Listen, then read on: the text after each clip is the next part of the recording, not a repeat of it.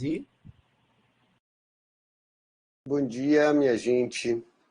Reiterando aqui algo que a gente já conversou um pouco antes, eu queria agradecer, a presença de vocês, e o aceite para conduzir conosco essa avaliação, fazendo parte dessa conclusão do rito de Sandra, que eu tenho a alegria de poder orientar nestes últimos anos, e especialmente agradecer ao professor Biriba, por ter aceitado de um modo tão breve, participar e integrar conosco essa avaliação e reiterar aquilo que eu já agradeci ao professor Cristiano pela condução que vem tendo, com os nossos orientandos neste programa do Prof. Arts. Então, eu convido agora Sandra a fazer a sua apresentação.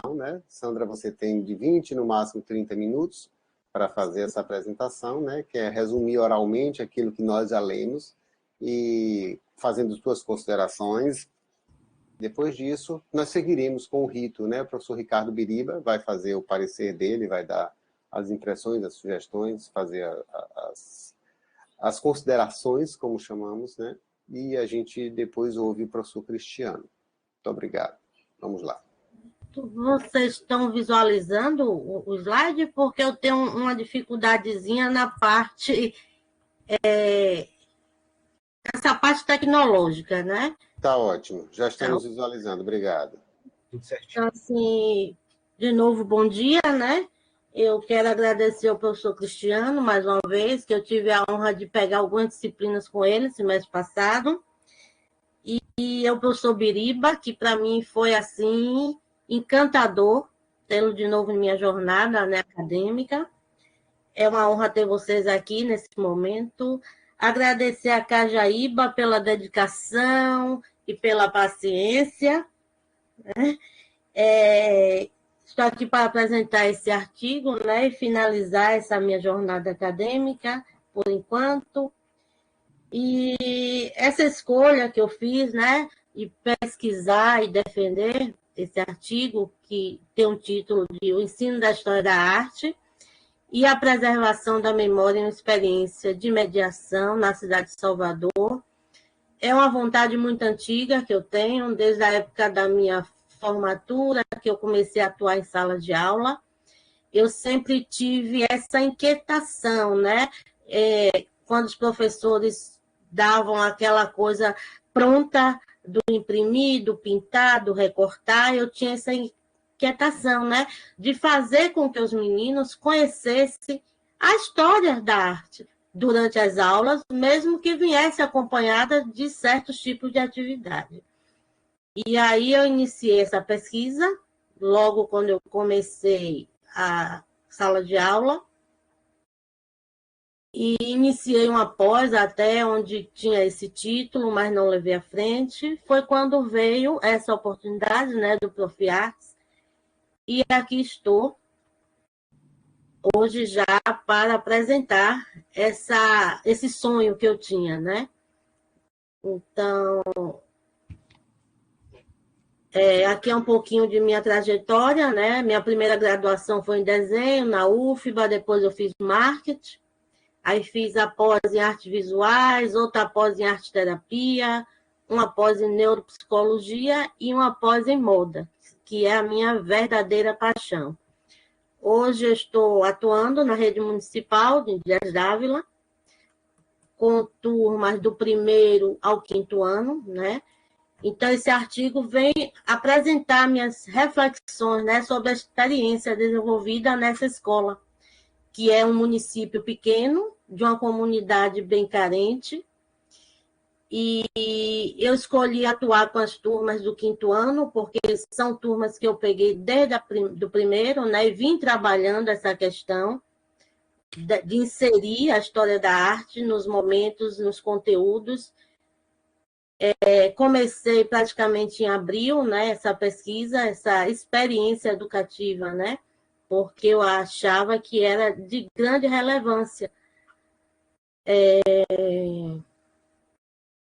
Através dessa experiência de mediação, eu apresentei aos alunos, durante as aulas, as obras de experiência dos movimentos artísticos e querendo achar, né, essa contribuição da preservação, para a preservação do patrimônio histórico da cidade de Salvador.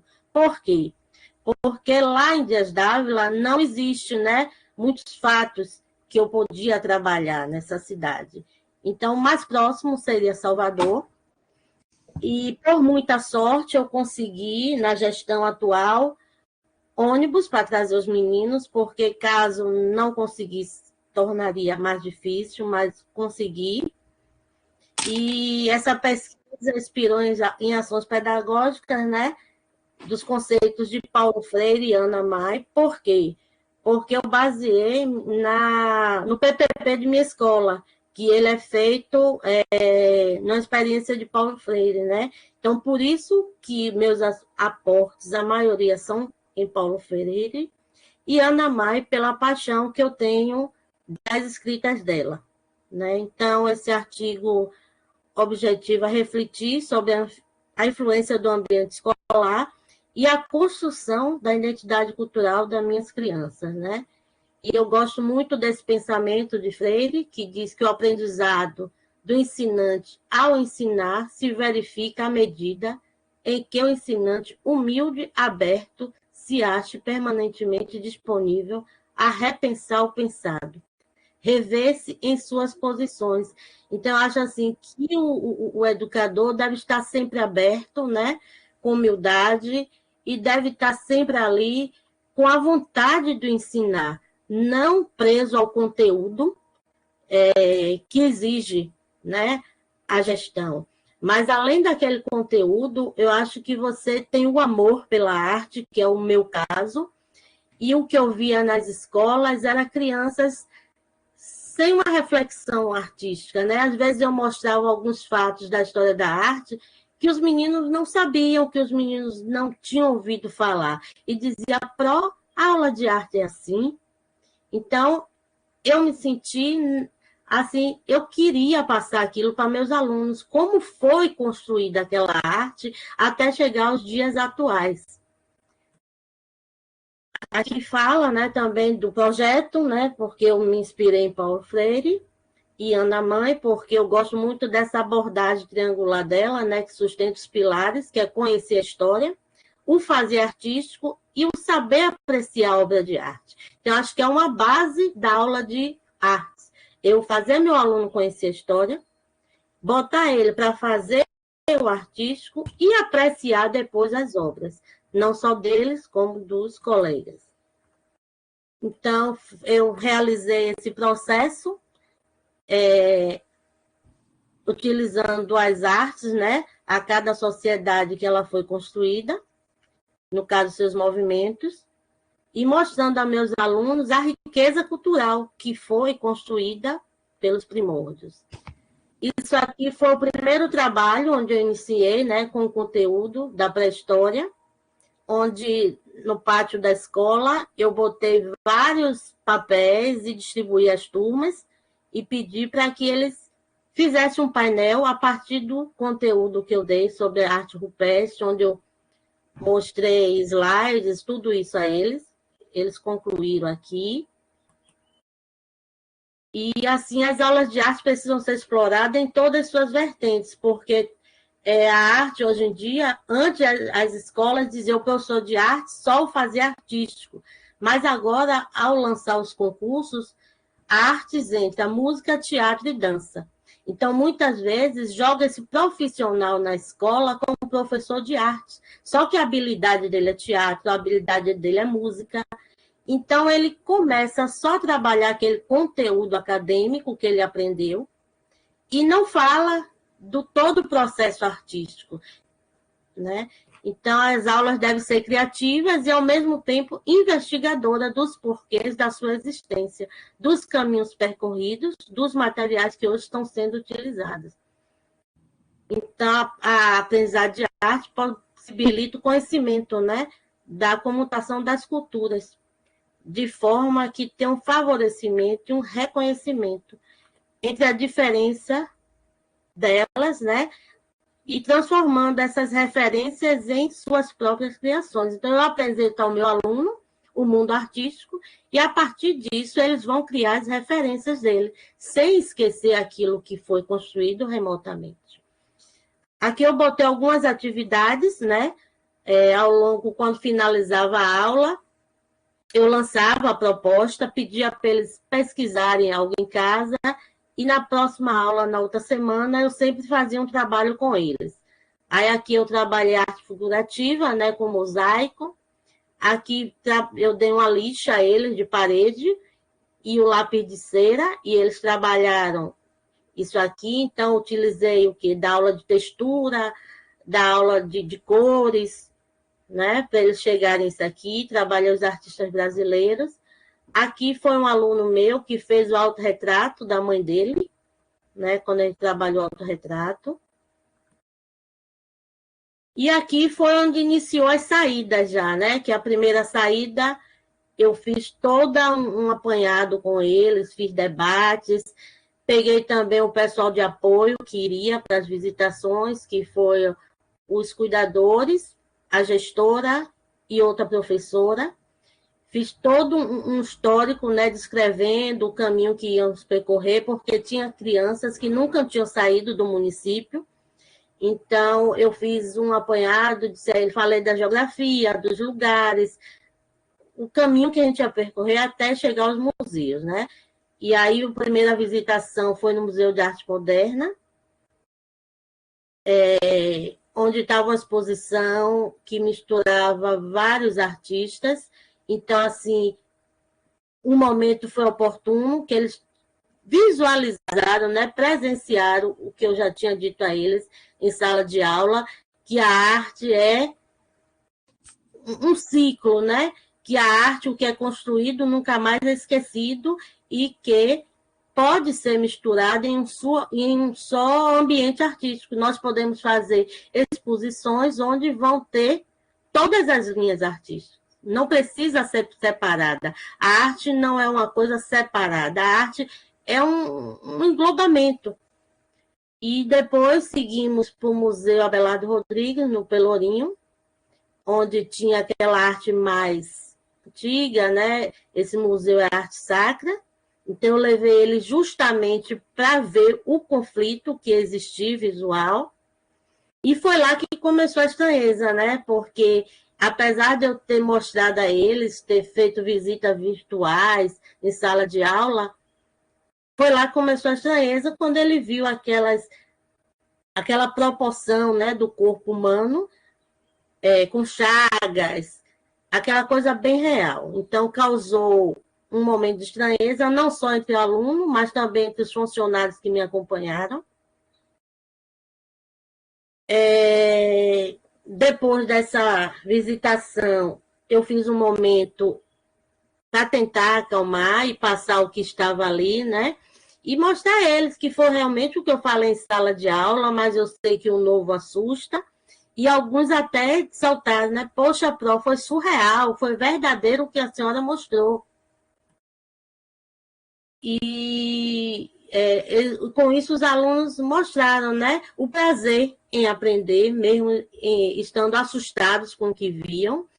E me mostraram também que durante as aulas, realmente eles prestaram atenção no que eu estava falando, porque tiveram momentos no MAN que os monitores não souberam passar realmente o que estava nas paredes. E teve aluno que me disse assim, poxa, Pro, esse homem trabalha aqui e ele está falando coisa errada. Não foi isso que a senhora disse que essa arte é, não. Então, assim, isso mostrou para mim que realmente durante as aulas eles estavam empenhados, eles estavam interessados no que eu vinha mostrando, né? Apesar de ser diferente daquilo que os outros trabalham, que é pintar, colar, a história da arte é uma coisa mais acadêmica, né? Que alunos de 5º ano, a idade, ainda tem a inquietação de estar sentado em uma cadeira, só ouvindo ou visualizando, mas ainda assim, para mim, surtiu efeito, porque lá nos museus eles souberam, né, mostrar o que eu passei em sala de aula e com prazer e com alegria. As ocorrências negativas, né, serviram para me sinalizar onde eu tinha que ter mais discutido, o que eu tinha que ter salientado, mostrado a eles, né, os pontos negativos que veríamos lá e os positivos. Isso eu não fiz, então essa ocorrência serviu, né, para eu ver isso, e como as diferenças, né, interferem no processo interpessoal do indivíduo, na sociedade, apesar de hoje em dia ter acesso à televisão, ter acesso a tudo, mas ainda interfere quando o novo, né? E aí, nisso tudo, eu tive a certeza que o caminho que eu estou percorrendo está me dando resultado. O que eu sempre almejei com esse meu artigo, eu vi que surtiu efeito, né? E lá em Dias Dávila, eu já comecei a passar isso para os outros colegas, né? A gente tem momentos de AC, que é só do núcleo de artes, e eu já estou articulando para passar isso para meus colegas, as práticas, né?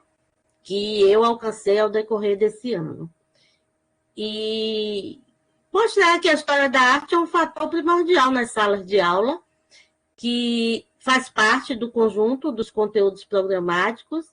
Nós podemos tornar mais leve, né? Fazendo assim só 20 minutos da aula, esse aporte sobre a história da arte e depois trabalhar a parte artística, mas que é interessante, que tem que ser feito, né? Porque essa busca que eu tenho dessa preservação, né? Não haja uma degradação, não sei se é uma palavra muito pesada que eu usei, do que já foi construído ao longo dos séculos no mundo da arte, e que hoje essa arte contemporânea está enriquecida por conta disso, por toda a construção que já tivemos antes. Aqui foi no Museu de Arte Moderna, a foto de alguns, né? E eu expliquei a eles que nesse museu foi permitido tirar foto, foi permitido filmar. Já no outro museu do Abelardo Rodrigues, não era permitido. Então, assim, por isso que não tem imagens, mas eu expliquei isso antes a ele. Aqui foi o final, né, a alegria deles em estar ali, não só por ter saído do ambiente que eles estão acostumados, mas realmente eles ficaram muito, muito alegres de ver aquilo e agradecer, me agradeceram, né, por esse momento que eles nunca tiveram de ver uma obra de arte. Esse ano já estão me cobrando, os meninos do quarto ano já estão me cobrando que o ano que vem eles são quinto, que eu leve eles também, que eles querem participar dessa experiência.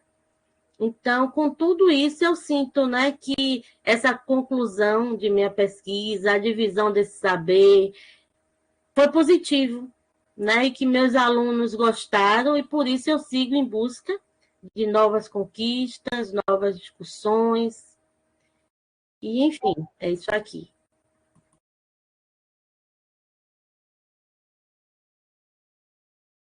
Então, obrigado, Sandra.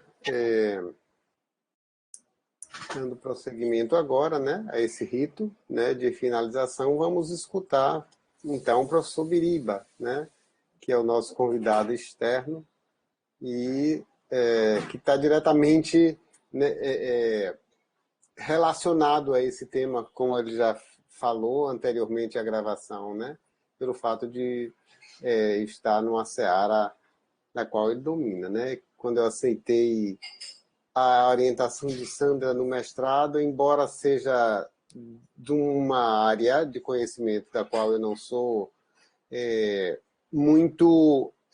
eu não me relaciono tanto, né, das artes visuais.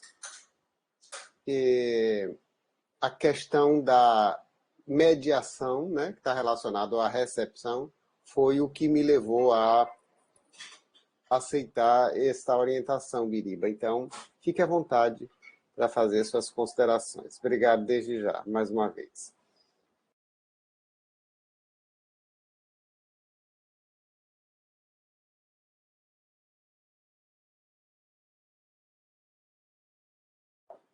Biriba tem o microfone.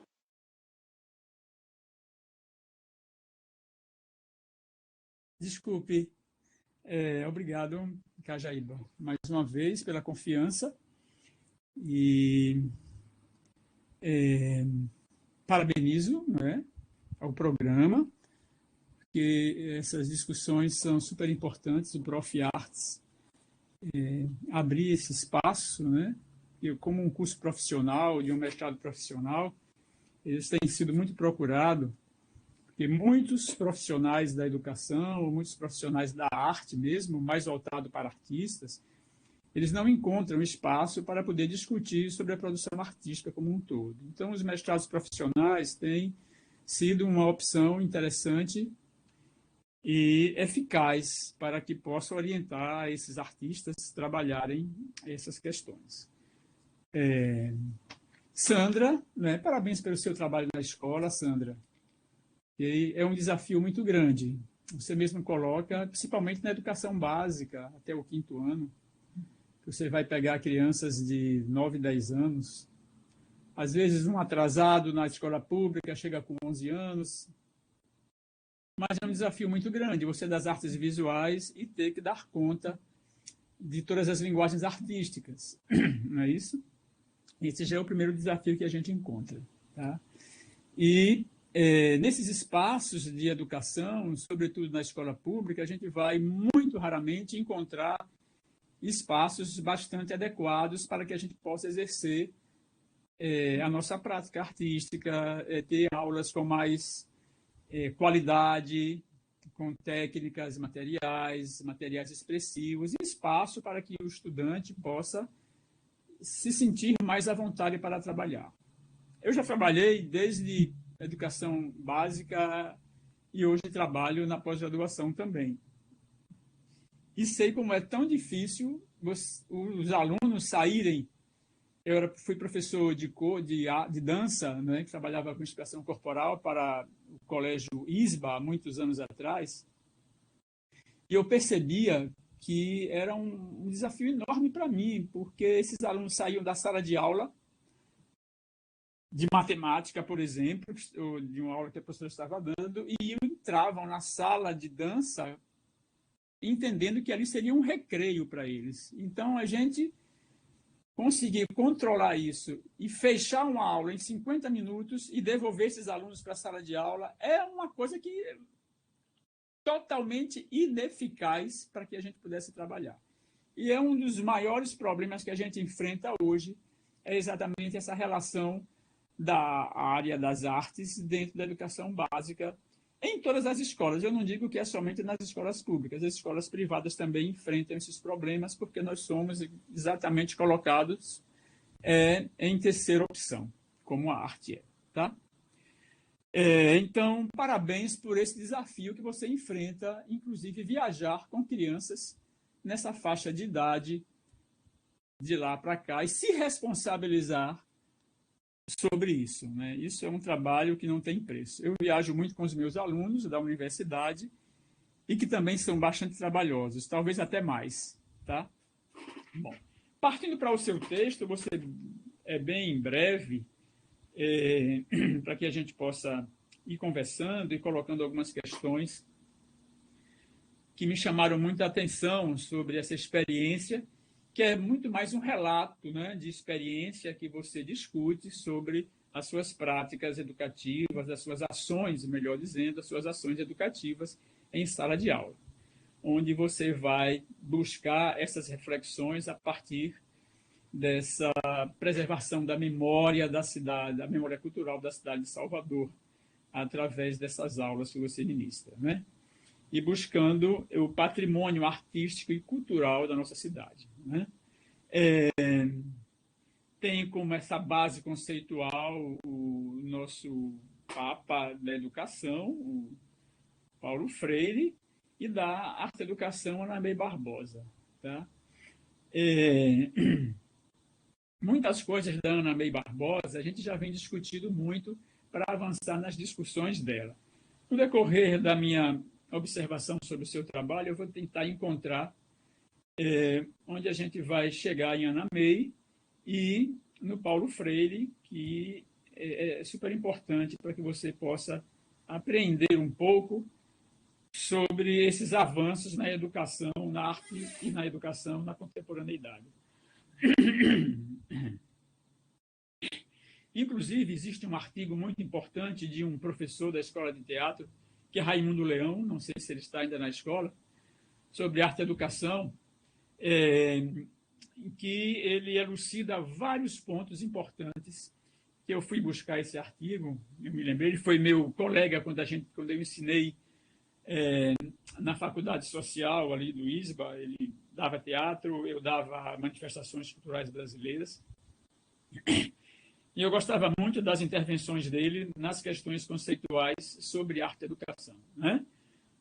O primeiro ponto sobre os conceitos de arte e educação, que eu acho que poderia, dentro do próprio artigo, ele ser explorado, não é? Ou ensino da arte, os conceitos que a gente transita com mais frequência enquanto professores de arte.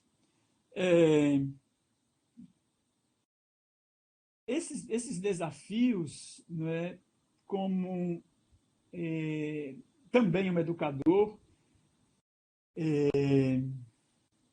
dentro dessa efervescência cultural de Salvador e trabalhar com questões de memória através das salas de arte, salas de aula de arte, talvez, claro que agora isso seria impossível fazer, mas assim, talvez um caminho para trabalhar essa efervescência cultural e trabalhar essa questão dessa memória, desse patrimônio cultural, um caminho que pudesse ser também encaixado nessas discussões é essa diversidade que a gente tem em Salvador, né?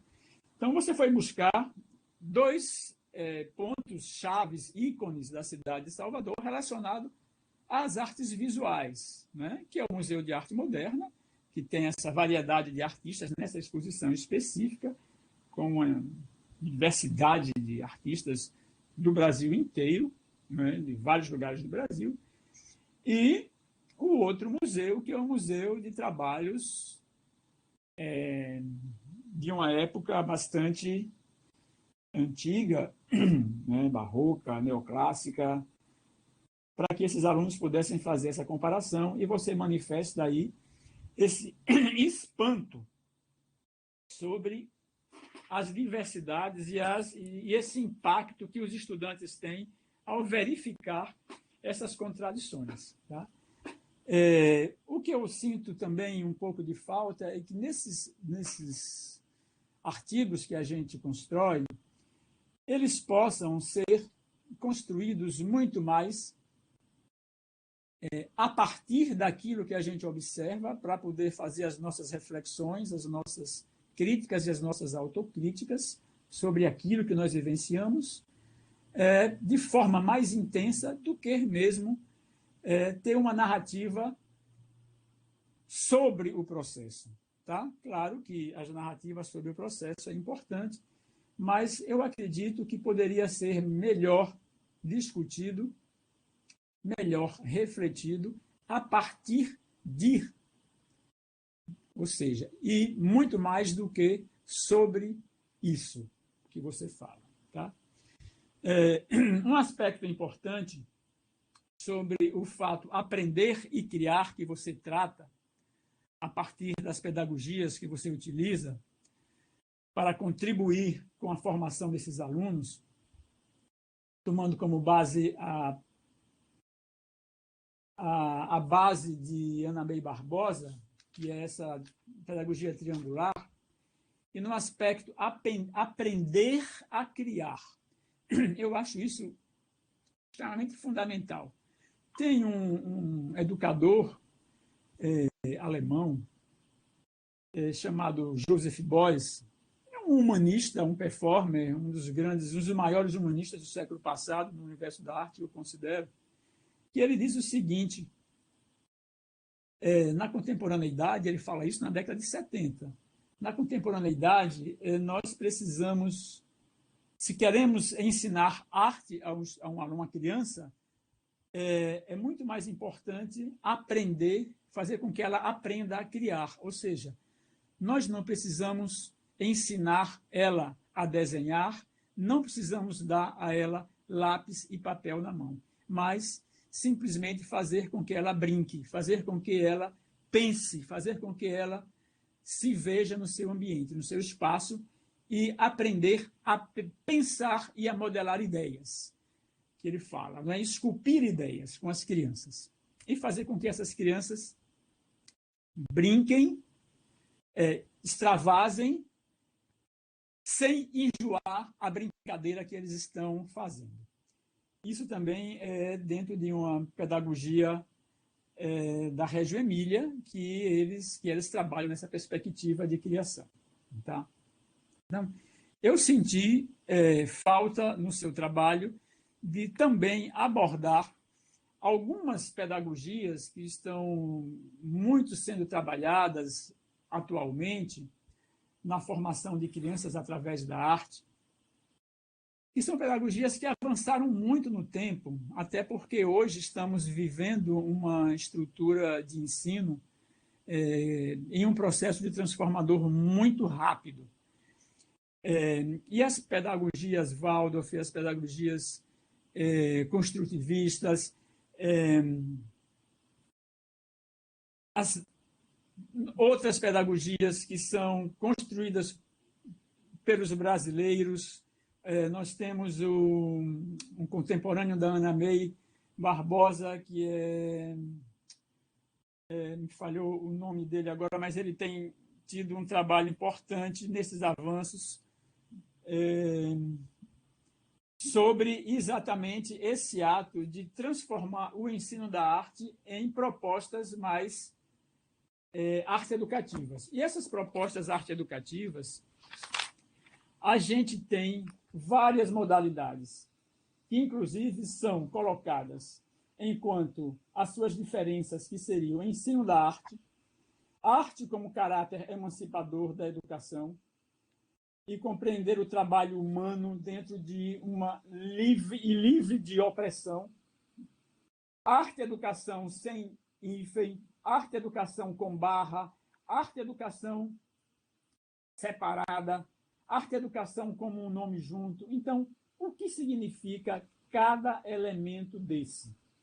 O Raimundo Leão traz essa discussão que é muito interessante, e ele mesmo coloca por que é que a arte tem que ser arte-educação e a gente não encontra geografia, educação, história, educação, matemática, educação, né?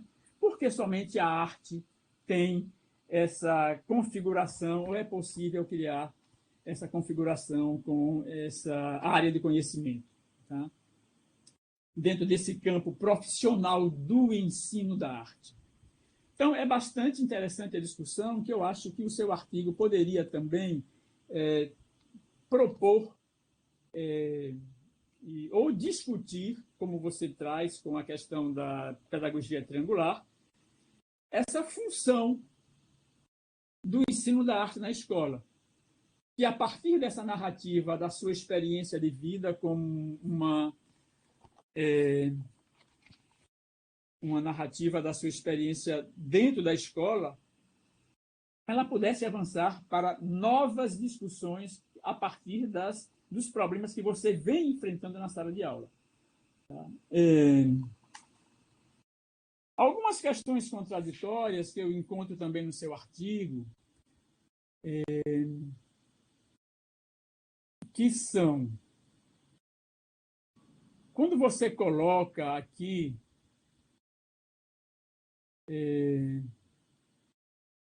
eu marquei aqui, deixa eu pegar o texto, abrindo espaço para manifestações de questões pessoais. Isso está no tópico 3, realidade escolar, Santos Titara, e que coloca, né, possui entre seus estudantes alguns com necessidades especiais, tal.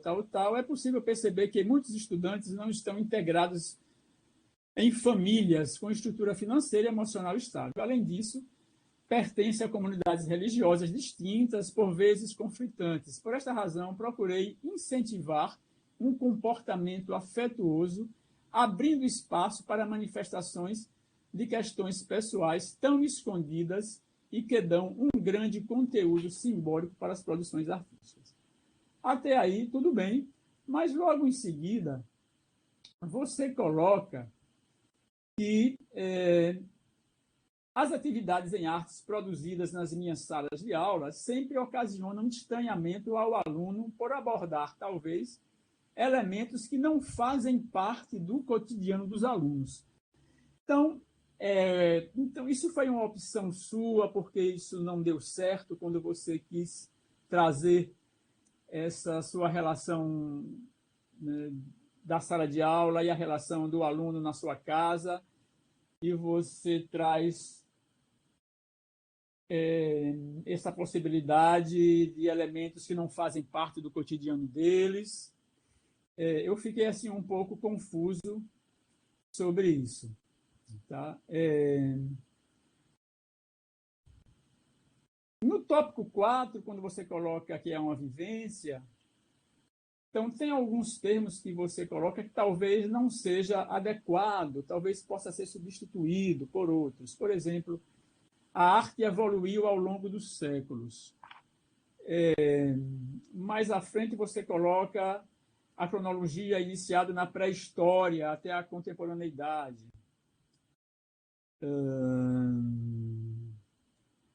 E mais à frente você coloca mostrando também a trajetória da Escola de Belas Artes, fundada em 1877, destacando que é uma das mais tradicionais e melhores da América. Então, esses 3 tópicos, sobre a questão a arte evoluiu ao longo dos séculos, dentro dessa visão evolucionista, talvez ela possa até se encaixar, mas dentro de um campo de discussão mais atual, a gente vem observando que a arte, de fato, ela não evoluiu, né? O ser humano ele se desenvolveu e a arte criou novas formas de expressão, de fato, né? É importante a gente observar esses movimentos de arte na contemporaneidade como um todo, não como um processo evolutivo, mas como um processo de entender a arte como uma manifestação do agora, uma manifestação das questões que são observadas, trazidas e vivenciadas no meio onde a gente vive. E, nesse momento, exatamente onde a gente vai ver em sala de aula as questões que os alunos trazem de casa, da rua, os conflitos, as consonâncias, para que isso possa ser trabalhado. Tá? Na questão da pré-história, também muitos autores já condenam esse termo pré-história, porque não existe nada, tudo é história, não existe mais pré, né? Isso já está bastante superado. A própria pré-história, se tem-se que a história só acontece quando ela começou a ser escrita, de fato, mas mesmo as inscrições que estavam nas cavernas, tal, isso são formas de escrita que comprovam a sua existência. Então, esse termo pré-história ele pode ser descartado com bastante tranquilidade. Para você dizer que a Escola de Belas Artes é uma das mais tradicionais e melhores da América, é importante também você estender um pouco, mais 1 ou 2 parágrafos, que possa elucidar um pouco por que ela é das mais tradicionais. Vou dizer, a Escola de Belas Artes é a melhor do mundo. Para mim, eu acho ela extraordinária. Mas eu tenho que pontuar por que é que ela é. Né? É importante a gente trazer isso aqui, tá bom? Outra coisa que você coloca é que você analisou em alguns pressupostos necessários para as etapas que existiam no processo, no projeto, as inquietações da turma em relação à importância de conhecer e reconhecer a história do lugar no qual nascemos e moramos. Então, será que o seu projeto ele poderia se voltar para as manifestações culturais da localidade da região da escola, da localidade desses alunos, do seu entorno, não é, territorial, e se ter um levantamento a partir dessas vivências, até porque o seu capítulo aqui, o seu tópico é vivência, né? E a necessidade de trazer esses alunos para Salvador. Tá claro que é uma viagem super importante, mas é onde eu encontro algumas divergências no que você traz enquanto proposta de memória, de vivência, de aproximação dos alunos com o seu cotidiano, para poder discutir essa potência cultural da região, do lugar, do território, e você precisa se deslocar para Salvador para conhecer 2 museus, que não tiro o mérito do conhecimento desses museus, mas o deslocamento de uma discussão que você traz inicialmente e a opção que você utiliza, a estratégia que você utiliza, o procedimento que você utiliza de trazê-los para Salvador, fora do seu território. Tá? Então, isso é uma questão que eu coloco. Ok? Só para concluir,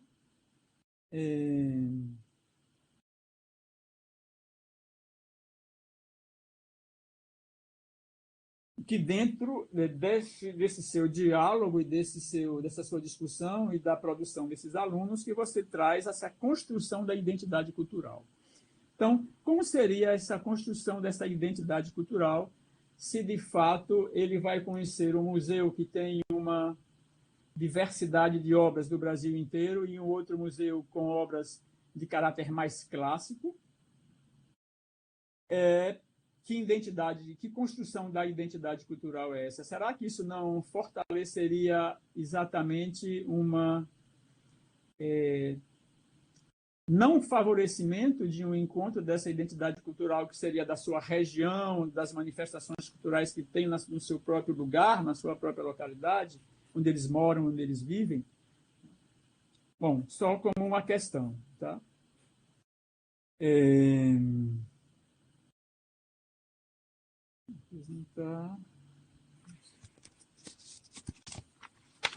Só para concluir agora,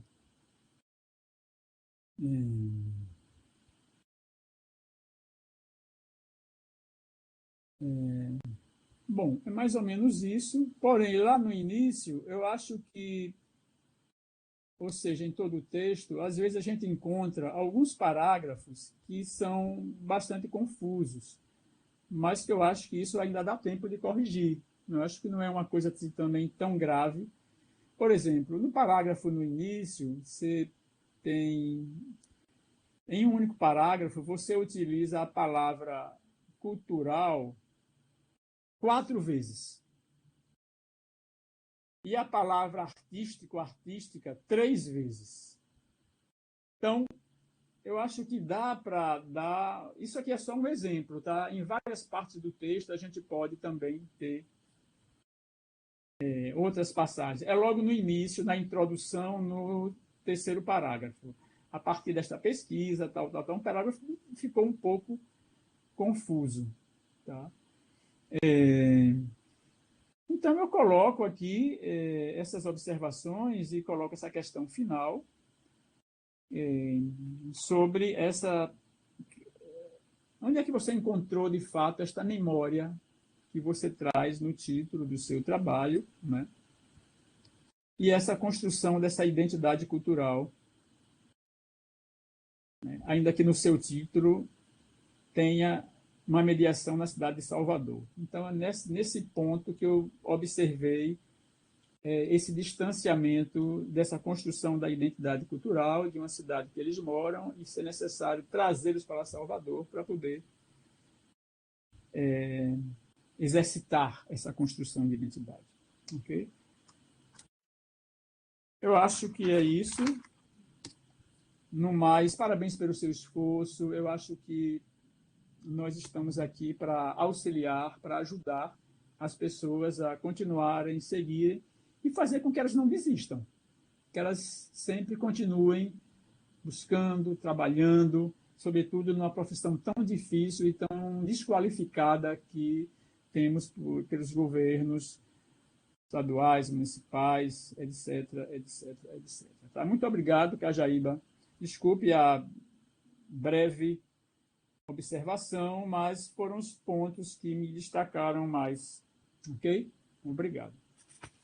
Nós é que agradecemos, Biriba, e não tem culpa nenhuma, pelo contrário, né, essas questões a gente, de algum modo, já havia pontuado na qualificação a Sandra, mas eu vou perguntar, inclusive, a Cris, se a gente pode deixar ela falar um pouco, né, agora, porque é praxe que os dois avaliadores, ou as duas avaliadoras, ou os avaliadores falem, para depois escutar. Mas como as questões me parecem mais pertinentes, que elas estão frescas ainda, né? Elas acabaram de ser ditas, eu pergunto a Cris se eu posso, e pergunto a Sandra também se ela teria algo a falar sobre esses aspectos das considerações do professor Ricardo Biriba, né? Ou seja, defender, já que a gente está fazendo aqui, né, uma defesa, defender os aspectos diante do contexto do trabalho. Pronto. Quando eu falo em memória, preservação de memória, eu falo no sentido dos alunos não ter tido acesso, né, a nenhum tipo de arte. Eles têm irmãos da mesma idade, ou primos, ou irmãos da mesma idade, não, primos, parentes, que estudam em outras unidades, onde os professores não passam história da arte, né? Passam só atividades impressas, pintura, colagem, e eles chegavam para mim para dizer, por que sua aula é diferente? Porque nas aulas de meu primo não faz, né? Sempre tem aqueles alunos que falam mais, né? Que expressam mais a sua... Então, a memória que eu venho falando aqui é a criação de uma... Como é que eu posso falar? A criação de um prazer, né? Uma coisa que eu passo na sala e vai ficar lá na cabecinha deles até a fase adulta. Eu quis criar nele um cantinho onde eles guardassem com carinho a arte. A memória que eu falo é sobre isso, do guardar para eles, né? E sobre essa ida a Salvador e não na cidade, eu fiz uma atividade com eles sobre patrimônio material e imaterial e pedi para eles buscarem na cidade artistas, né, das linguagens artísticas. O que é que tinha na cidade dele? Músico, teatro, artes plásticas, e foi pouca coisa que achou. Por isso que eu aproveitei a oportunidade dessa exposição, que reuniam vários artistas, e para confrontar eu botei uma arte mais remota, por isso que eu não fiz esse trabalho em Dias d'Ávila, trouxe para Salvador, né? Porque realmente eu queria causar esse confronto, né? Eu queria causar isso para ficar na memória deles. Então, por isso que foi essa mediação na cidade de Salvador. Eu achei Salvador como o local mais próximo, né, que eu pudesse fazer essa mediação artística. Não sei se eu respondi, Biriba.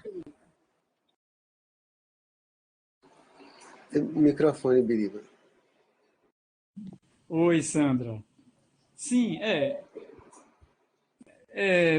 eu vou dizer, não quero tomar o tempo, né? Quero ouvir Figueiredo, porque eu ministrei um curso para professores leigos, uma certa vez, de arte, no município de Sergipe, um município chamado Macambira. Era muito interessante porque as professoras e professores de arte, eles tinham formação assim até o nível médio, nunca tinham entrado na universidade. E foi muito interessante como a gente conseguiu extrair deles os caras que faziam sela de cavalo, outros que faziam arreio de cavalo, outros que faziam torta, bolo, outros que faziam sandália de couro, outros que faziam bordado, outros que faziam costura, outros que faziam chapéu de palha. E a gente conseguiu fazer uma exposição com essa memória, que é exatamente, né, um dos palavras que você traz no seu trabalho, né, essa preservação da memória, e que foi super interessante. E eles não entendiam aquilo como arte. Eu dizia, professor, então quer dizer que eu estou fazendo arte? Eu fazendo esse chapéu de palha, eu digo, você está fazendo muito mais do que arte, você está fazendo... Então, são essas ações educativas para a construção de identidades, onde eles se revêem, se reconhecem dentro de uma produção que eles vivenciam e que muitas vezes são apontadas como manifestações artesanais, de baixa qualidade, etc, etc, etc. E que talvez uma viagem para Salvador possam até, claro, criar uma baixa estima dos próprios alunos dentro do universo que eles vivem na própria cidade pequena, de entender aquilo como uma coisa menor. É somente essa observação que eu acho na questão da construção de identidade e construção de memória, que eu acho extremamente perigoso nesse sentido. Ok? Se bem que eu acho importante. Quando eu fui professor da Universidade Federal de Sergipe, eu trazia os alunos de lá para conhecer a Escola de Belas Artes daqui. Como trazer para conhecer o MAM, para conhecer o Museu de Arte da Bahia, tá? Mas não nessa perspectiva de construção de memória, de construção de identidade, mas em outra perspectiva de ampliar e de perceber a funcionalidade de uma escola de arte que tem laboratórios, etc, etc, e que em Aracaju a gente trabalhava tudo em uma única sala. Eu era professor de escultura, de dança e de uma série de disciplinas. Era um horror. E a gente entrava na Escola de Belas Artes e via uma nova estrutura. Então, criava um senso crítico e de cobrança à própria universidade para a mudança nas suas estruturas. Tá? Só nesse aspecto que eu acho importante. O material que eles... Só um minutinho, que eu vou ter que atender aqui a minha esposa, que ela está viajando agora, e só vai voltar domingo. Eu só vou dar um alô para ela aqui, um minutinho, menos de um minuto eu volto. Só um minutinho. Tá bom, Biriba.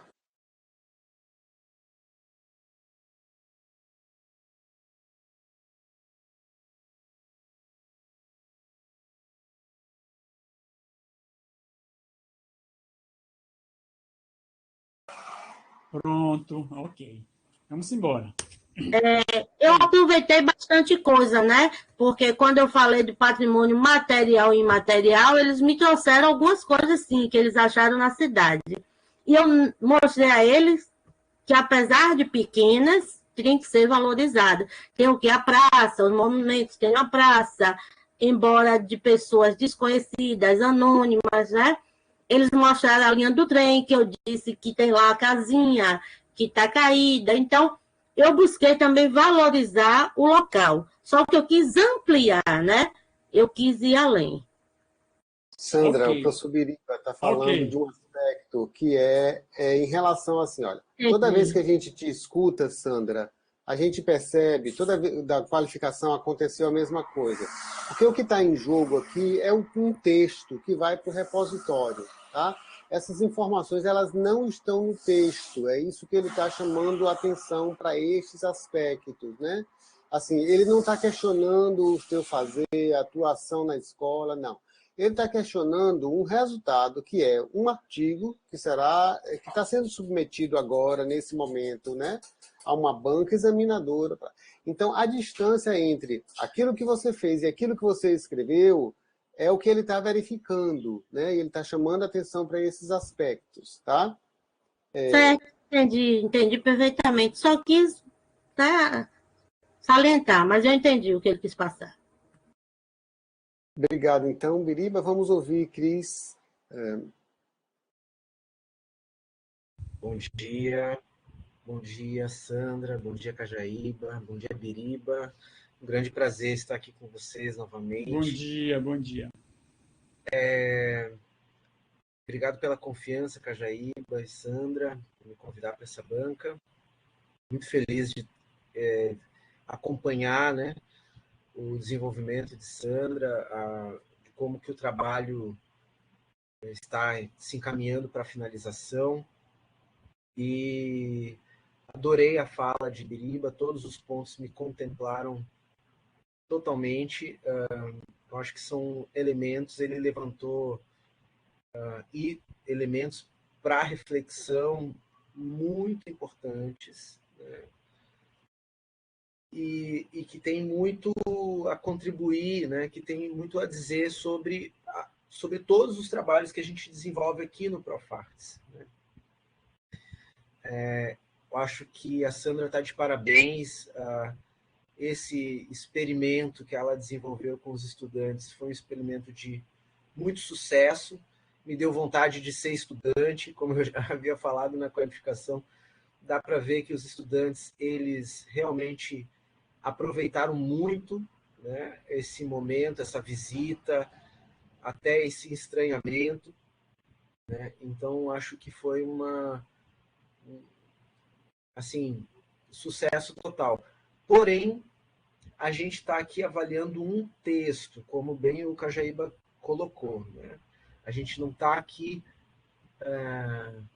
dizendo como que você deve reformular a sua prática como professora,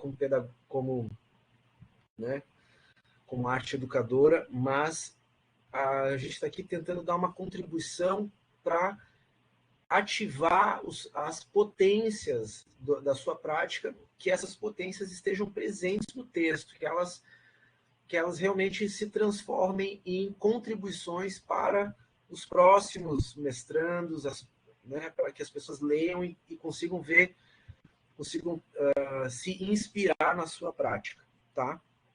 Então, o que eu vou falar vai ser nesse sentido, em relação ao que está escrito, ao que você apresentou no texto, tá bom?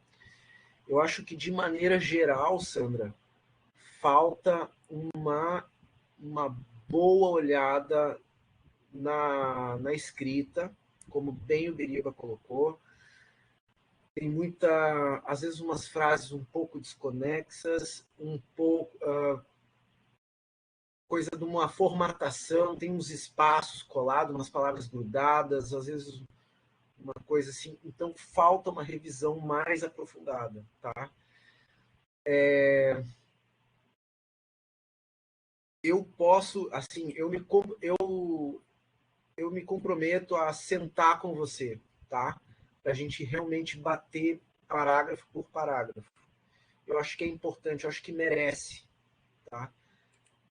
Eu queria falar hoje de uma maneira um pouco mais ampla, mas eu me comprometo a sentar com você em outro momento para a gente bater parágrafo por parágrafo, tá? Porque eu acho que está precisando, tá bom? Para além de uma porque não tem tantos erros assim de português, mas é mais assim de estilo, de escrita, de formatação também, tá?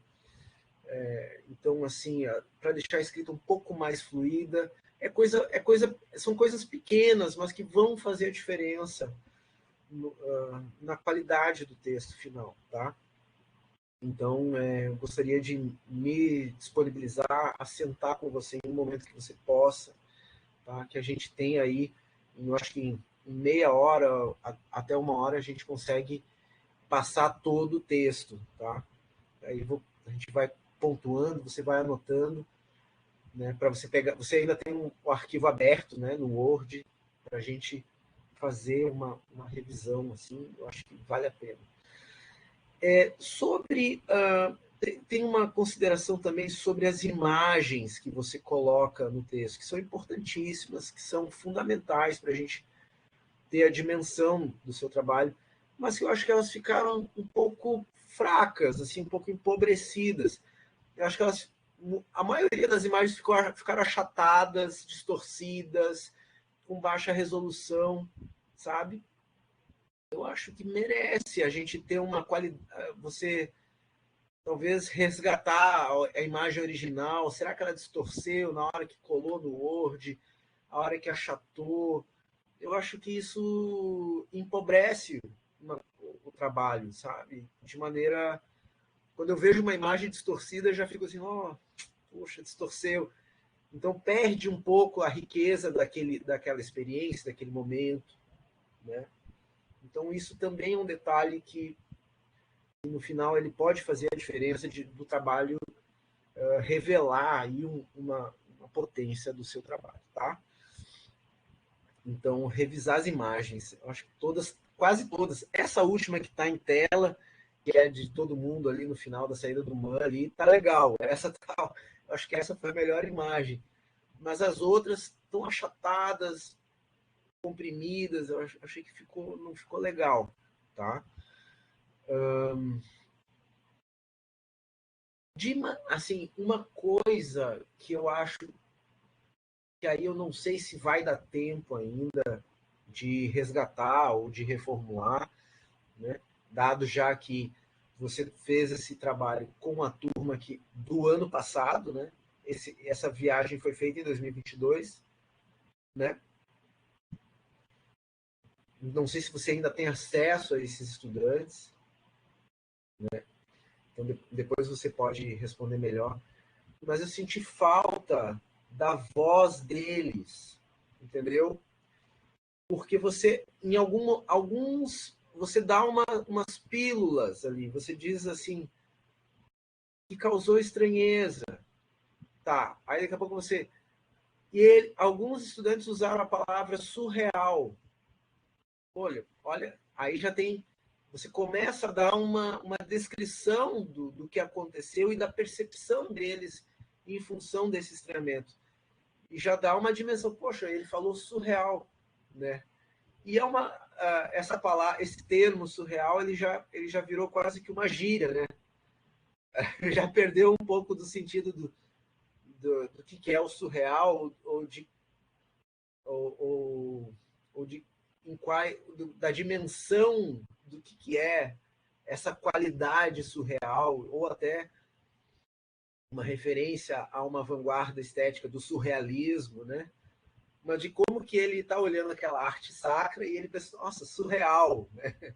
Como que é esse estranhamento da realidade dele, ou de ter acabado de passar pela exposição no MAN, que ele viu ali uma variedade, né, uma diversidade de estéticas e de obras e de linguagens artísticas, de chegar numa olhar para uma arte sacra, uma arte barroca e pensar, nossa, surreal, né? Então, eu queria ouvir mais assim da voz deles, entende? Porque eu acho que nas falas deles, na percepção deles, né, está a riqueza desse experimento, entendeu? Está entendendo o que eu estou querendo dizer? E eu acho que aí dá uma outra dimensão, assim. Porque uma coisa é eu ouvir a sua descrição, a sua caracterização dessa experiência. Outra coisa é talvez algum vídeo, você poderia fazer vídeos deles falando o que você achou dessa, né? E aí o estudante falar de uma maneira espontânea, né, aquela maneira que sai ali, aquela percepção crua, né? E a partir dessa fala do estudante você poder refletir sobre né, você olhar para essa expressão mais crua, mais você poder extrair dali elementos para refletir, elementos para que isso aí traz uma riqueza, né? Traz uma aí me transporta, eu como leitor me transporta para esse momento, tá?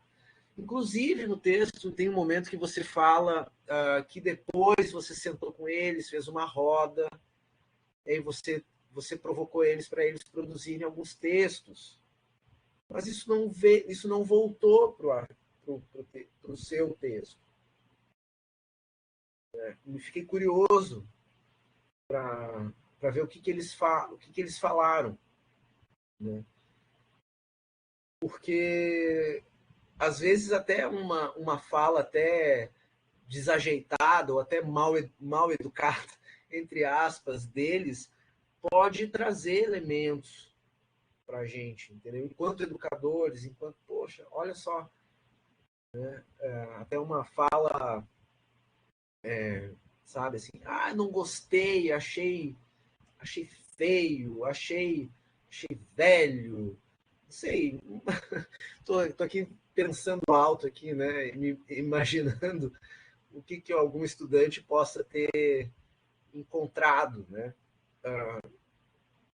Achei muito interessante também que tem uma fala ali que em algum momento um estudante ele critica a mediação do monitor ali do museu e fala, professora, não foi isso que a senhora... Então é incrível como você preparou você já fez uma mediação e levou eles, e eles estão em contato com uma mediação de uma monitoria ali da exposição, né?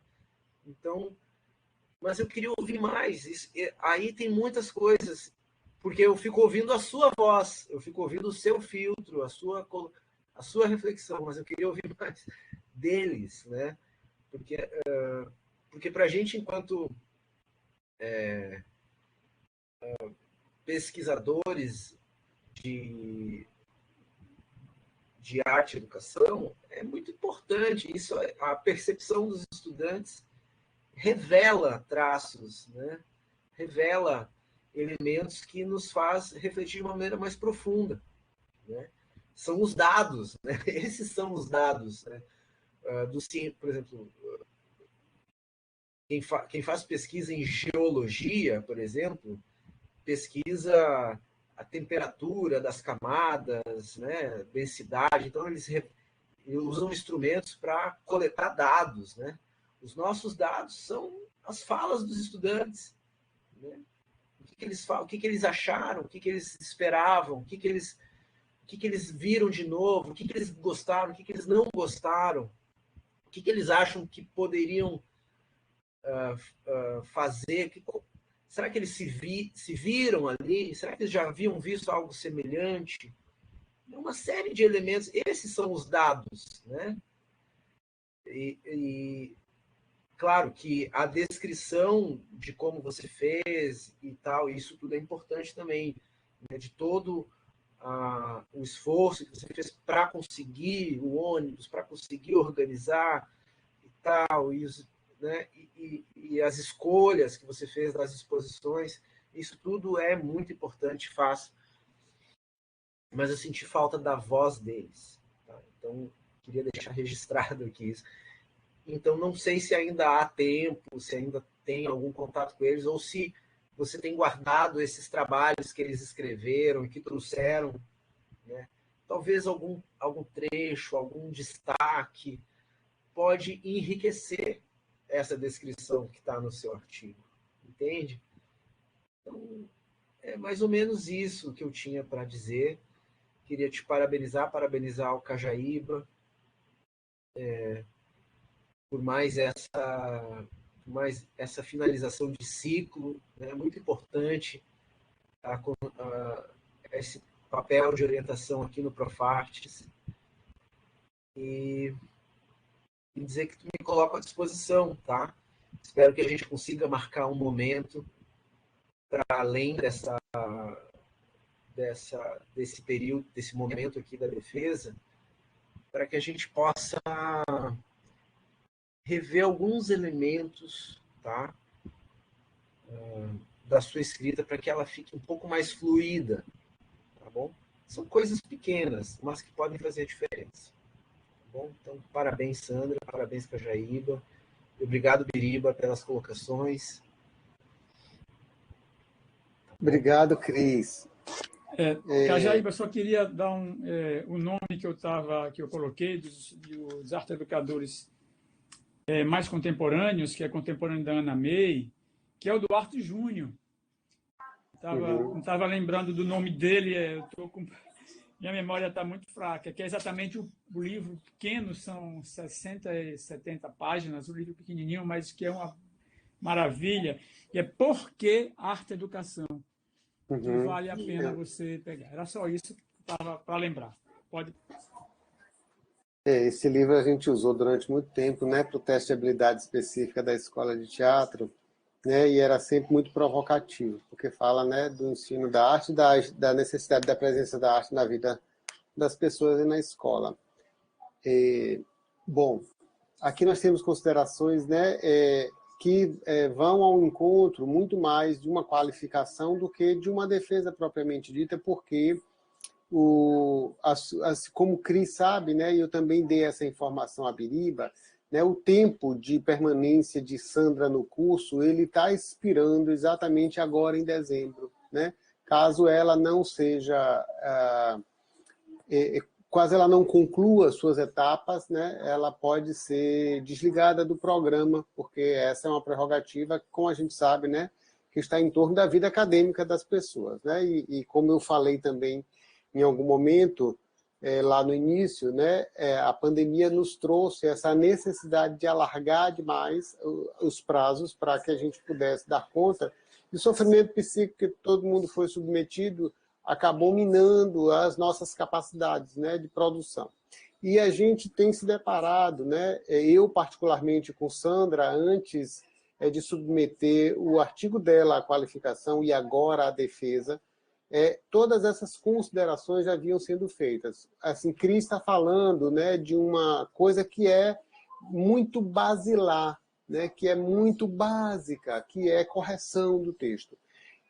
Antes de submeter esse texto à qualificação, eu próprio sentei, né, e corrigi muito, porque assim, o que Biriba fala, tem alguns parágrafos que estão confusos, porque repete a palavra 3, 4 vezes, porque não tem pontuação, né?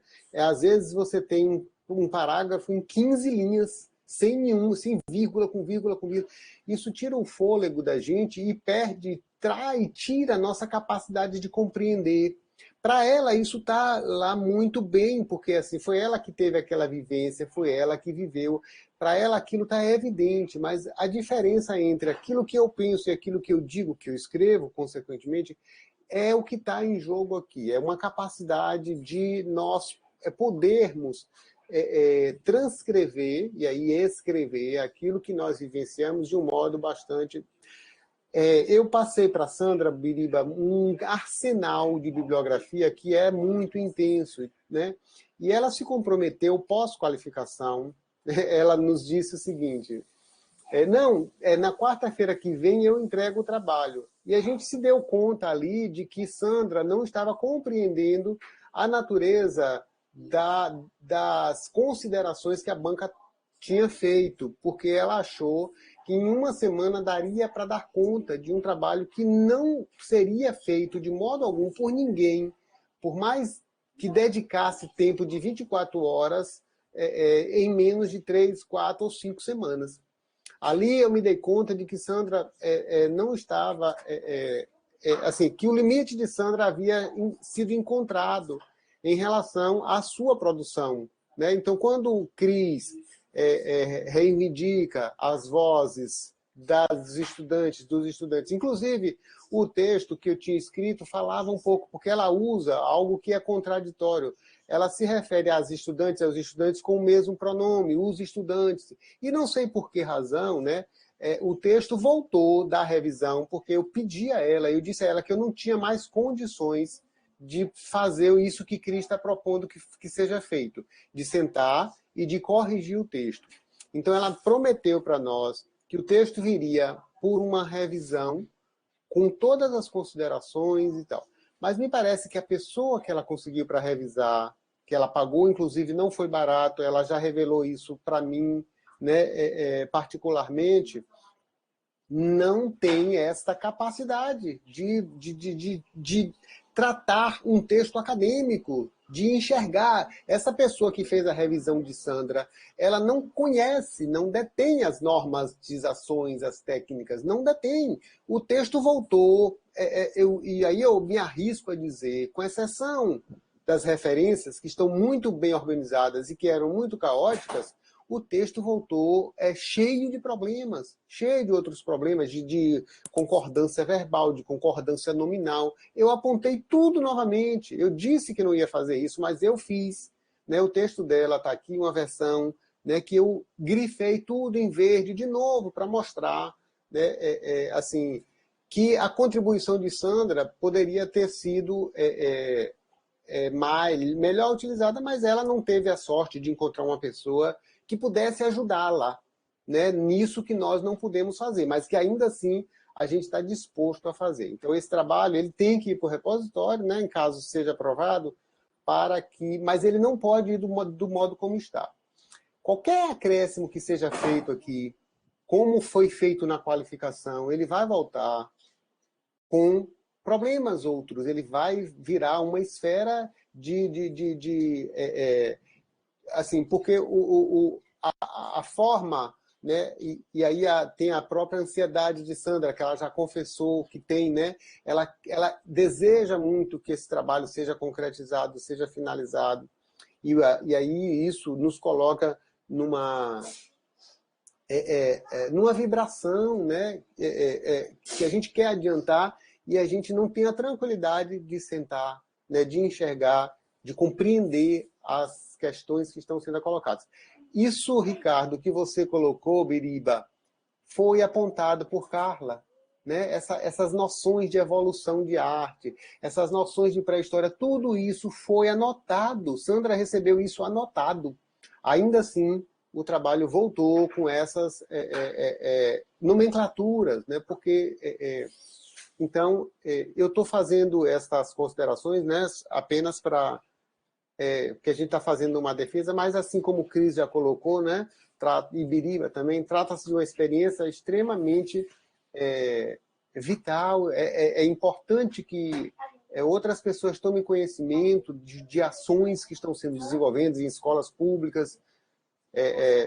Quem conhece o trabalho de Biriba sabe que a valorização da arte ela não passa, porque e a própria Sandra vai apontar isso no texto, o conflito que foi, né, alguns estudantes se recusando a ingressar nas salas para apreciar determinadas obras, em função disso, em função, talvez, né, dessa falta de percepção, desse pensamento, que ainda é um cânone, ainda é uma herança colonizadora, a gente acreditar, né, que uma determinada arte, um determinado grau de produção de arte é superior a outra e tal. E o trabalho, Sandra, mesmo que não seja a sua intenção, que a gente sabe que não é, aqui a gente não vai delegar aqui uma maledicência a você, porque isso não é feito de forma maledicente, e ele incorre, né, nesses vícios, né, que o próprio que a colonização nos traz. Então, assim, é um trabalho que ele não se volta a essas discussões de descolonização que a gente vive com muita intensidade e que Biriba chama atenção para isso, né? Porque Biriba faz parte de um universo de descolonização, onde tem um arsenal de discussões, de bibliografia, de procedimentos, principalmente pedagógicos, sendo feitos, que ele nem evocou aqui. Ele foi para a linha mais básica, que é fundamentos do ensino da arte, né? Que é, assim, é uma coisa até para se associar, né, Biriba, ao Ana May Barbosa, que são pessoas que contribuíram imensamente, como Paulo Freire. A gente nunca pode virar as costas a essas pessoas que trouxeram uma contribuição ampla, mas tem gente revendo os conceitos, né? Tem gente fazendo outras experiências. Todas aquelas teses, dissertações, aqueles artigos dos teus colegas que eu te enviei, Sandra, era um pouco para você perceber isso. Perceber não que a tua experiência é uma experiência menor, mas que ela é uma experiência que poderia se distinguir desta e daquela forma. E isso só a escrita pode revelar, porque a tua leitura, a gente sabe que você fez, mas assim, o texto escrito, ele não revelou essas nuances e um certo grau de complexidade que a gente tentou trazer para aqui. Mas ainda assim, eu reconheço, né, o empenho, como o Biriba já falou, o esforço de Sandra em sedimentar, em sistematizar uma experiência. Embora essa experiência ela apareça de um modo não tão organizado mesmo, né? Porque aí a gente está falando de organização. Um texto ele poderia estar dar voz aos estudantes, né? Isso é sempre uma coisa muito bem-vinda, porque assim você fala da reação dos estudantes, mas você não traz a voz deles no trabalho. A gente provavelmente, me parece que isso já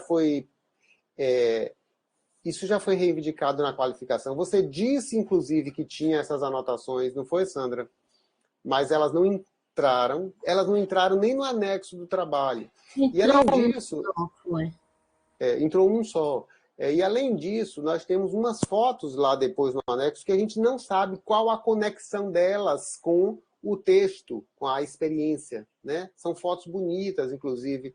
Tem uma legendinha, mas a gente não sabe por que essas fotos estão ali. A gente não sabe porque tem uma lista de presença com um vizinho, como anexo do trabalho, do apêndice, na verdade, né? Então, essas coisas é que era a minha esperança, era de que teu revisor ou a tua revisora pudesse te orientar e contribuir contigo nesses aspectos, porque a gente já percebeu, né, que essas questões em relação ao formato do trabalho acadêmico não é uma coisa que, digamos, integrou os limites, né, como a gente colocou, que você tem em relação a produzir o trabalho. Eu vou propor que a gente... Diga, Cris. Não, só uma observação, Cajaíba, é que no anexo aparece uma foto do texto do Raylan, do Carlos Raylan, mas não dá para ler. Seria legal. Eu ia falar isso agora, Figueiredo, que eu tentei ler o texto dele, mas não consegui. Mas, bom, só uma partezinha do que Cajaíba coloca. Claro, eu peguei uns pontos bem básicos, né? Mas tem uma questão que é super importante, que a gente observa logo no início. Inclusive, ela usa uma citação da Ana May Barbosa, que eu uso em um artigo que vai ser publicado agora no Congresso de Arte Educadores, que eu estava em São Luís do Maranhão, esse mês de novembro, e que eu quero até comunicar para vocês. Não tinha ninguém de Salvador lá, só tinha eu, a Amélia, e um aluno meu que defendeu o doutorado agora, e a professora Lenira lá da dança. Na Confaeb, né? Na Confaeb. E, bom, eu hoje sou representante da Bahia no Congresso, lá na FAEB, na Federação de Arte Educadores. Também porque não tinha ninguém lá para assumir essa coisa. E vai ser publicado esse artigo agora, e que eu uso essa citação da Ana May, que você utiliza logo no início, que é super importante. Mas quando a gente pega o seu texto todo, a gente não observa que as próprias citações que você traz como base para poder trazer as discussões necessárias, você cumpre enquanto objetivos. Por exemplo, um desses, que é contribuir, fiz com que os estudantes conhecessem parte da sua identidade cultural, com o objetivo deles poderem contribuir para a preservação de um acervo artístico, ao menos em suas memórias. E o segundo é promover aos estudantes uma compreensão da produção artística do seu entorno. Então, quando a gente pega isso como logo no início do trabalho, nas reflexões iniciais, a gente imagina que ela vai tratar de um texto que vai dar conta desse problema. E aí ela parte para uma discussão que não traz isso como forma central para poder dizer, não, nós aí fizemos o seu relato de experiência, de fato, ficou voltado especificamente para sanar esses desejos, esses objetivos que a gente tem enquanto arte educadora, tá certo? Mas eu não quero dizer, o seu trabalho como arte educadora é extraordinário, porque você já traz isso, você já tem essa prática. É como o próprio Cajaíba e o Cristiano colocam, né? Nós estamos analisando aqui um texto que tem um título, que tem uns objetivos, que tem uma discussão. E aí a gente fica assim um pouco, poxa, ela com essa potência dentro de sala de aula, por que é que ela não, sabe? Mas era só isso, mas eu passo aí para vocês a palavra.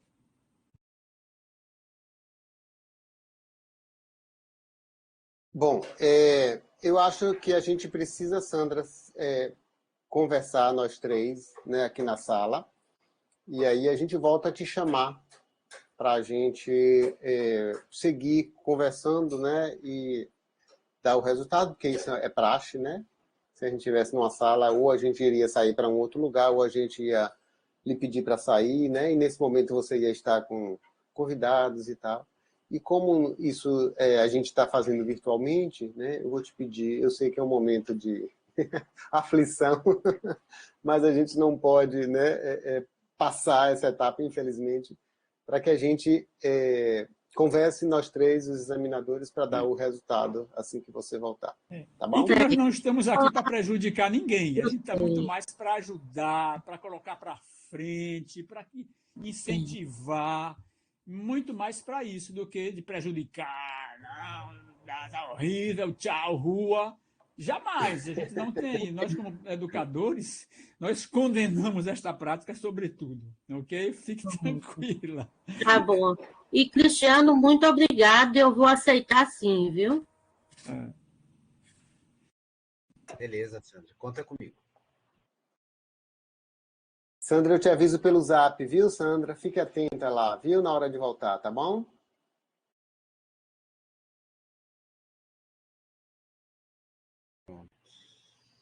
Bom, minha gente, né, eu já venho sofrendo, né, desde já, porque eu percebi que não há mais o que fazer a gravação. A gente... Tá. Eu queria fazer uma pergunta antes a vocês. E marcar aqui, né, o X, né? Deixa que eu marco ali. A gente já marcou. Pronto.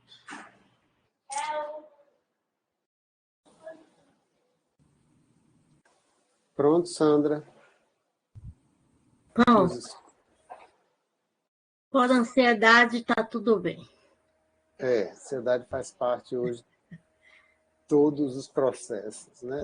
Até para ir no mercado comprar leite, a gente tem palpitação.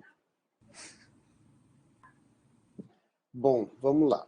A gente vai ler a tua ata de sessão. Tudo que a gente falou aqui, a gente tentou resumir na ata para que você possa dar conta, né, dentro de um prazo de 30, no máximo 60 dias, não é isso, Cris?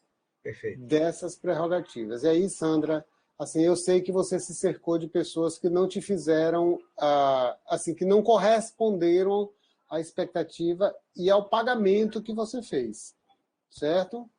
Isso a gente não vai brigar, não vai botar na justiça, mas você vai ter que se cercar de pessoas que possam, de fato, te ajudar. E, às vezes, Sandra, até um simples colega seu, do próprio mestrado, tem essa possibilidade. Eu estou te falando isso já há algum tempo, né? Procura ajuda. E agora, mais do que nunca, você vai precisar dela. Além da ajuda que o professor Cristiano vai lhe dar, você vai precisar, né, sentar e nos legar um trabalho com esses requisitos que a gente relacionou aqui, que eu vou ler agora, certo? Atendendo à legislação vigente, às 9 horas do dia 6 de dezembro, remotamente, né, reuniu-se a banca examinadora, presidida pelo professor diretor Luiz Cláudio Cajaíba, a fim de arguir sobre o trabalho de conclusão para o mestrado da aluna Sandra de Oliveira Calazans, intitulado O Ensino da História da Arte e a Preservação da Memória, uma experiência de mediação na cidade de Salvador. Requisito final para a obtenção do título de mestre em artes, aberta a sessão pelo presidente, coube a mestranda, na forma regimental, expor o tema de seu trabalho de conclusão, fim do que, dentro do tempo regulamentar, foram apresentadas as arguições pelos membros da banca examinadora. Em seguida, deram-se as explicações que se fizeram necessárias. Em ato contínuo, a banca reuniu-se reservadamente para proceder à avaliação final, conforme critérios estabelecidos pelo regimento do programa, sendo o trabalho aprovado com alterações, certo? A gente te parabeniza por essa aprovação desde já, né? E a gente vai destacar. Recomenda-se as seguintes alterações. Fazer uma revisão normativa e ortográfica do trabalho. Rever as palavras juntas, os erros de concordância. A revisão das normas de citação não foram consultadas. Essa pessoa que fez a revisão não tem a mínima noção do que é citar, de acordo com as normas ABNT. Há uma citação, por exemplo, que coloca entre parênteses "man", de modo incorreto. Também a citação Estudo Prático 2017, na página 14, está errada. Na lista de referências bibliográficas, colocar o nome dos autores da palíndromo e da pedagogia da indignação. São fontes que você utiliza no texto e não estão lá nas referências. Isso não pode. Corrigir as distorções das imagens e transcrever o texto de um estudante colocado no anexo. Você lê o texto, transcreve e joga lá no corpo da dissertação do artigo, certo? E comenta por que é que aquele depoimento está ali. Se tiver outros, isso pode ser feito também. A voz dos estudantes.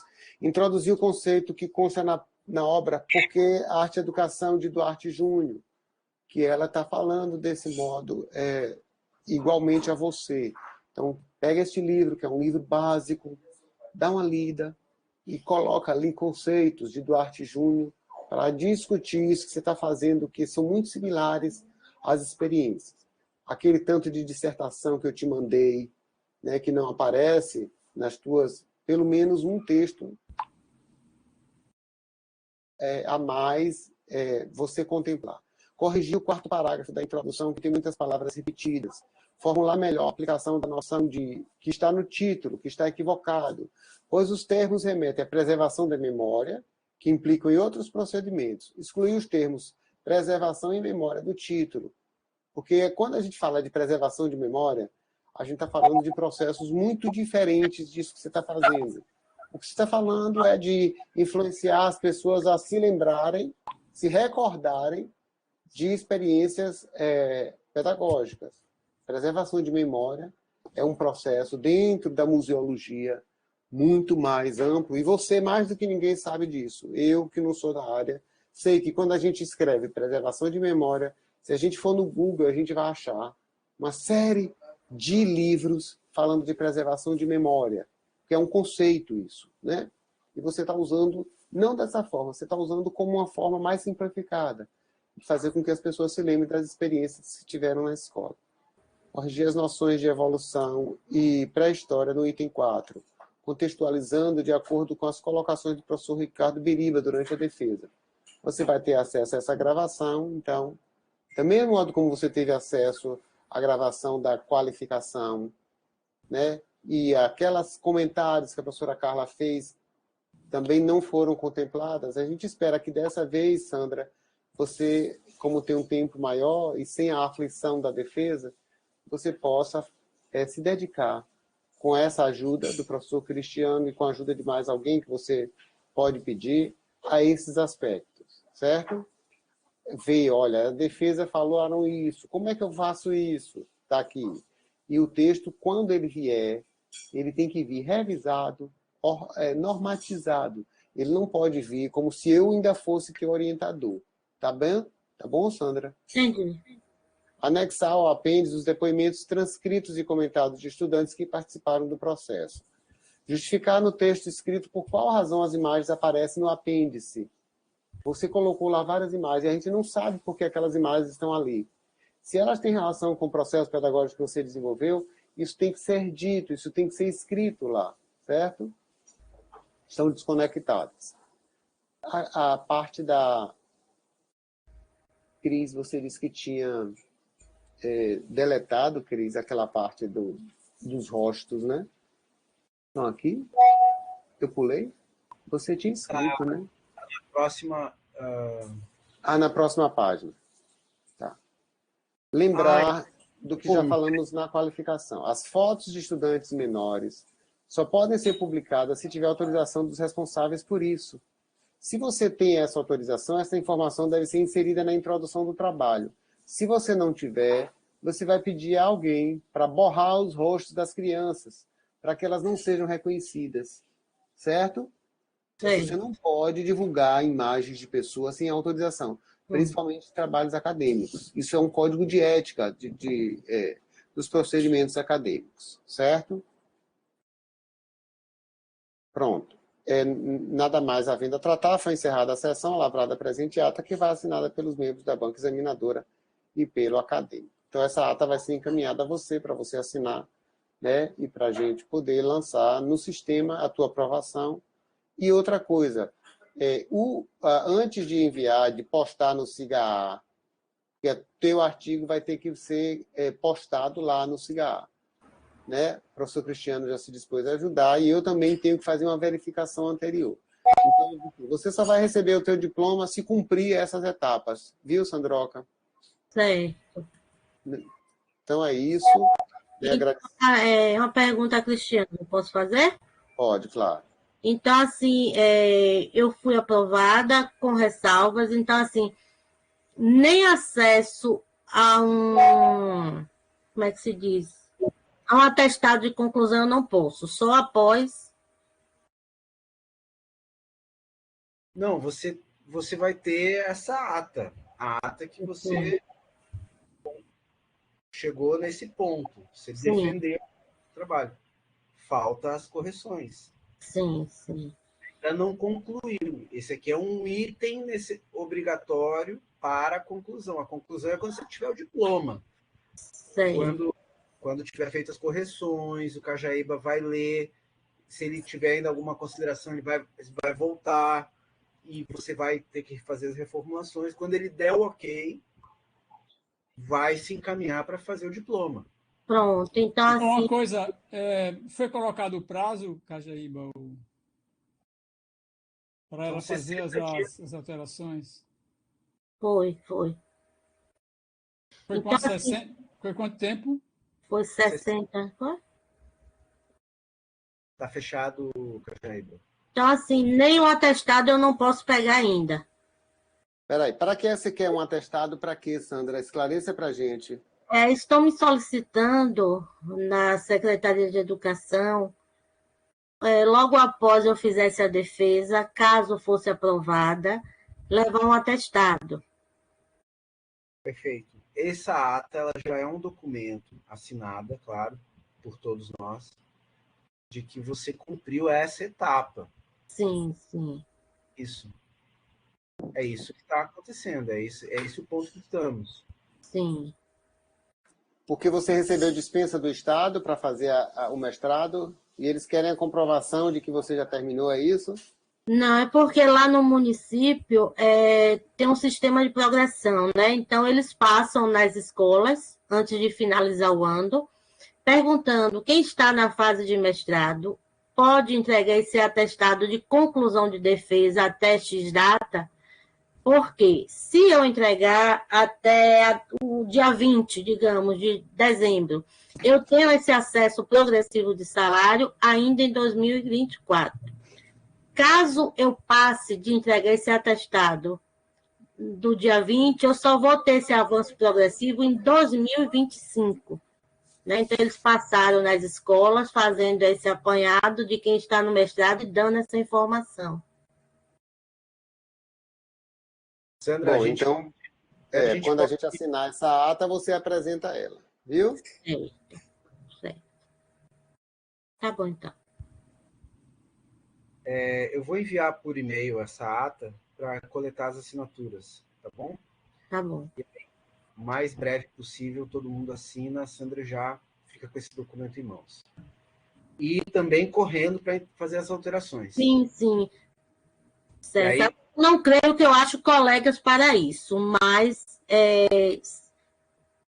a disponibilidade de Cristiano já vai me ajudar muito. E eu não basta. O professor Cristiano lhe dedicou um período da vida atribulada dele, mas você tem que procurar ajuda. Eu venho lhe falando isso há mais de 6 meses. Porque, assim, na realidade que a gente vive, né, tudo muito corrido. Então, é difícil outro dia eu ajeitar alguém que seja amigo para fazer isso. Por isso que eu recorri a pagar, né?